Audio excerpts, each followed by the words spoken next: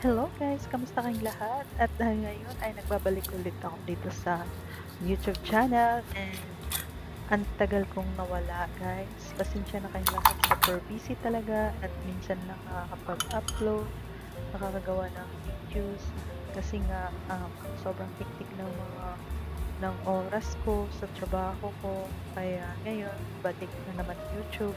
So ngayon guys, ang lulutuin ko ay steamed fish na may itlog. Kakaiba to. Kaya panoorin nyo na at i-share nyo na rin sa mga kakilala nyo, sa mga kapwa nyo, vlogger. Ayan. Thank you sa lahat guys. Ngayon guys ay una ang lilinisan ng mabuti ang isda. Hindi ko alam kung anong klaseng isda yan. Hindi ko alam kung anong tawag na isda yan. Basta yun na yung isda yan. Nilinisan ko at pagkatapos ay hiniwa. Hiniwa ko siya sa gilid. Ayan, sundan nyo lang yung guys, yung procedure niya.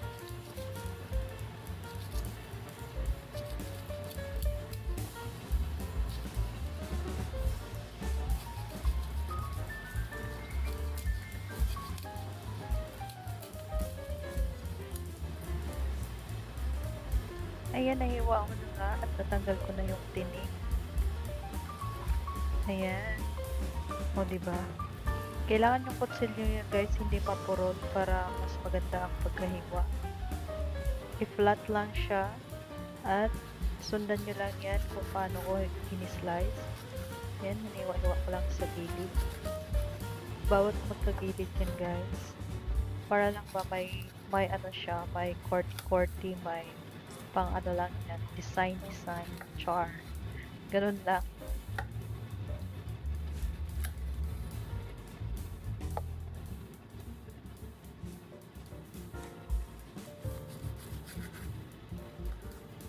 And sa kabila naman, hiwain lang kung ano yung sa kabila, ganun din.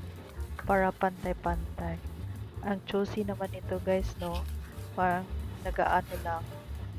Ang design lang siya ba? Steam lang to siya ng 7 minutes guys. Madali lang siya maluto kasi nga ano na siya, nahiwa-hiwa na siya. Yung gilid, kaya mabilis lang talaga. So, ayan, nahiwa na nga. Yan, ang ganda ng ano, diba? Ang ganda ng design. Oh. Ang cute. Try nyo yan guys, madali lang siya. Huwag lang mapurol ng kutsilyo.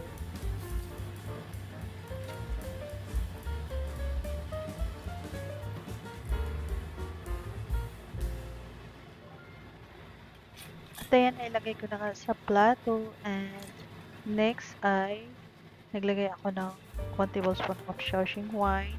Nirub ko lang siya, massage ko sa katawan ng isda para matagal yung lansa ng isda. Ayan. Kasi hindi na tayo gagamit dyan ng ginger guys, kaya okay na yan. Pampatanggalan na niya ng lansa. So, pagkatapos niyan guys ay hinugasan ko ulit siya. O sa mga nag-iisip ko ng ulamin mamaya, ayan, itry nyo na tong recipe na to guys. Napakadali lang at napaka-healthy pa tong recipe na to. And ayan, sundan nyo lang ang video na to. Katapos hugasan ay kumuha ng kitchen towel at punasan.